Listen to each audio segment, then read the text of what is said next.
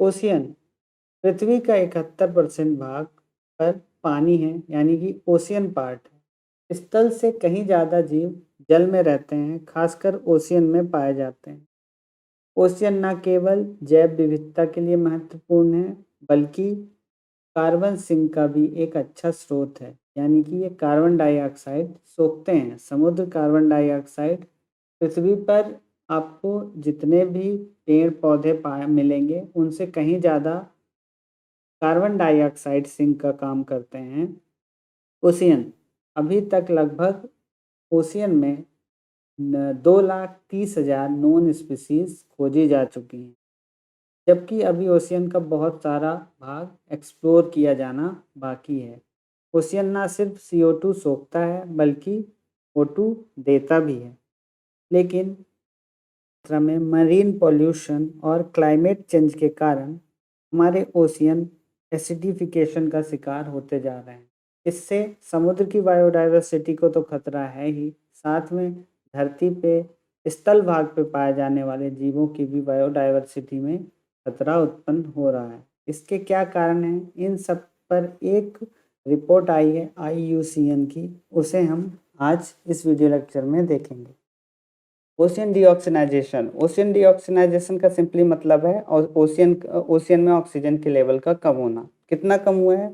1960 से लेकर के 2010 तक में 2% ऑक्सीजन कम हो चुका है ओशियन में। इससे क्या फर्क पड़ सकता है? ये आंकड़ा बहुत छोटा लगता है, लेकिन ओशियन बहुत बड़े हैं। 71% भाग पृथ्वी का ओशियन कवर करते हैं, तो इतने बड़े भाग में अगर थोड़ा सा भी अंतर आता है तो उसकी वाइल्ड लाइफ को फर्क पड़ता है। ओशियन में 93% पूरे धरती का 93% फ्लोरा एंड फ्लोना पाया जाता है। और समुद्र में स्थित जो भी बायोडाइवर्सिटी है, उसमें जो भी पौधे हैं, पेड़ पौधे हैं या जो भी एल्गी वगैरह हैं, वो भी प्रकाश संश्लेषण करती हैं। इसका मतलब उन्हें कार्बन डाइऑक्साइड की ज़रूरत होती है।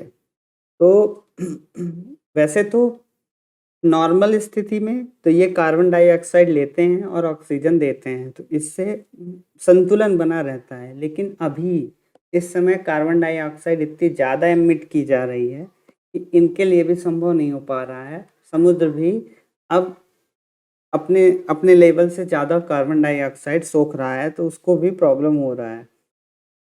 इसके अलावा ओशियन वार्मिंग सिंपली क्या हो सकता है? क्लाइमेट चेंज और कार्बन डाइऑक्साइड की बढ़ती मात्रा, ये दोनों चीज़ें हैं जो ओशियन वार्मिंग का कारण बन रहे हैं। अब गर्म वाटर जो होता है, वो ऑक्सीजन को रोक पाने में संभव नहीं होता, ज़्यादा देर तक नहीं रोक सकता है। वैसे नॉर्मल वाटर हो या ठंडा वाटर हो, उसका फ्लोटिंग पॉइंट कम होता है, लेकिन गर्म वाटर तेज़ी से बहता है और वो ऑक्सीजन को नहीं रोक सकता है। इस वजह से क्या होता है, ऑक्सीजन निकल जाती है और जितन जो ऑक्सीजन की ज़रूरत है, क्योंकि समुद्र में देखो H2O जो होता है, उसे तोड़ पाना संभव नहीं होता है किसी भी जीव के लिए, चाहे वो समुद्र के अंदर का हो, पानी के अंदर का हो या बाहर। समुद्र में घुली हुई, जो पानी में घुली हुई ऑक्सीजन होती है, जो वहाँ के पेड़ पौधे ऑक्सीजन छोड़ते हैं, उसी का यूज करते हैं समुद्री जीव ऑक्सीजन लेने में। तो जब वाटर गर्म होता है तो ऑक्सीजन का लेवल इस वजह से कम हो जाता है, क्योंकि वो रोक नहीं पाता है। तो यहाँ पे जो भी वाइल्ड लाइफ होगी, उसके लाइफ को खतरा होगा। इसके अलावा एक कारण है यूट्रोफिकेशन। यूट्रोफिकेशन क्या करता है? यूट्रोफिकेशन एल्गल ब्लूम होता है। एल्गी जो होती है इतनी ज़्यादा बढ़ जाती है एक एरिया में। यूट्रोफिकेशन के कारण एल्गल ब्लूम जब भी होता है, वो पानी का जो स्तर होता है उसे पूरी तरह से ब्लॉक कर देता है। इसे पूरी तरह से ब्लॉक कर देता है, जिसकी वजह से ना यहाँ अंदर सूर्य की रोशनी जा पाएगी। वैसे ही सूर्य की रोशनी कम होती है, लेकिन ये पेड़ पौधे जो होते हैं कम रोशनी में भी प्रकाश संश्लेषण की क्रिया कंप्लीट कर लेते हैं। लेकिन जब ये ऐसा हो जाता है तो पूरी तरह से बंद हो जाती है। यहाँ पे ना ऑक्सीजन जा सकता है, ना आ सकता है, ना जा सकता है। तो इस वजह से क्या है, नीचे की वाइल्ड लाइफ हो जाएगी ख़त्म। तो ये एक बहुत बड़ी समस्या है यूट्रोफिकेशन की। अब इससे प्रॉब्लम क्या क्या आएगी, सबको पता है। O2 का लेवल अगर यहाँ कम होता है तो वाइल्ड लाइफ कमज़ोर होगी। वाइल्ड लाइफ कमज़ोर होगी तो कार्बन डाइऑक्साइड सिंक का काम जो करता है समुद्र, वो नहीं करेगा।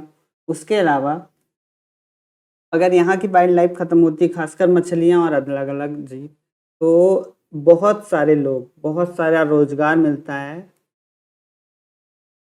समुद्र से लोगों को, खासकर मछली पालन का, तो वो सब हो जाएगा ख़त्म, तो उससे भी प्रॉब्लम्स आएंगी।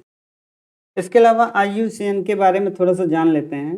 तो international union for conservation of nature इसका फुल फॉर्म है। इनकी एक कांग्रेस होती है वर्ल्ड कन्फेडरेशन कांग्रेस के नाम से। ये एक गैर सरकारी संस्था है, यूनाइटेड नेशन से इसका कोई लेना देना नहीं है, ये अलग है। 1800 से ज़्यादा इसके मेंबर ऑर्गेनाइजेशन है, सरकारी और गैर सरकारी। 1400 से ज़्यादा 18,000 से ज़्यादा यहाँ एक्सपर्ट काम करते हैं। कहने का मतलब इनके लिए काम करते हैं। ये थीम्स हैं, ये कोई एक मुद्दे पे काम नहीं करते हैं, ये जितनी भी 15 की 15 थीम है, इसमें इन सब में काम करते हैं। आज का हमारा जो मुद्दा था ये वाटर वाला था, ये वाला। तो इन सभी मुद्दों पे इनकी रिपोर्ट्स आती रहती हैं, तो इन सबको ध्यान रखा जाना ज़रूरी है। इसके अलावा इनकी एक लिस्ट आती है IUCN रेड लिस्ट, इसमें 9 मुद्दे हैं, 9 तरीके से इन्हें बांटा गया है और फ्लोरा और फौना की क्या स्थिति है कहाँ पे, ये इस बताता है। तो इसको अच्छे से हम किसी दिन पढ़ेंगे। कुछ और एडिशनल जानकारी, अभी के लिए इनके प्रेसिडेंट हैं सिंग सॉन्ग जोंग और डायरेक्टर जनरल हैं ब्रूनो ओब्रेल। इसके अलावा मैं चाहता हूँ कि आपको मैं IUCN के हेडक्वार्टर की लोकेशन दिखा दूँ। अगर हमें IUCN का हेडक्वार्टर देखना है तो हमें भारत से चलना होगा इधर यूरोप की ओर, तो हमें मिलेगा ग्लैंड स्विट्जरलैंड में IUCN का हेडक्वार्टर। ये यहाँ बगल में ये वाला इलाका है, ये वाली बिल्डिंग है IUCN का हेडक्वार्टर। और इसके बगल में पड़ेगा ये जनेवा लेक। जनेवा के बारे में आपको पता ही होगा, बहुत सारे हेडक्वार्टर जनेवा में मिलेंगे, तो इसकी लोकेशन तो आपको पता ही होगी, पता होनी ही चाहिए। इसके अलावा रेड क्रॉस के भी यहीं पे है हेडक्वार्टर, और बहुत सारे हेडक्वार्टर हैं जनेवा में। तो पिछले 5 डिकेड की अगर हम बात करें तो एंथ्रोपोजेनिक कार्बन डाइऑक्साइड एमिशन का 24 से लेकर के 33% एमिशन सोखा है ओशियन ने।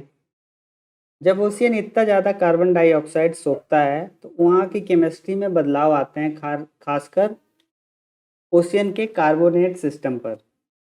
इन सब कारणों से 1960 से लेकर के 2010 तक 2% कार्बन ऑक्सीजन की कमी हो चुकी है ओशियन में। इसके अलावा अगर हम 2100 तक की बात करें, सन 2100 में लगभग 3 से लेकर के 4% तक कार्बन ऑक्सीजन की कमी हो जाएगी, क्योंकि पहले थोड़ा धीमा था कार्बन डाइऑक्साइड एमिशन, अभी बहुत तेज हो चुका है।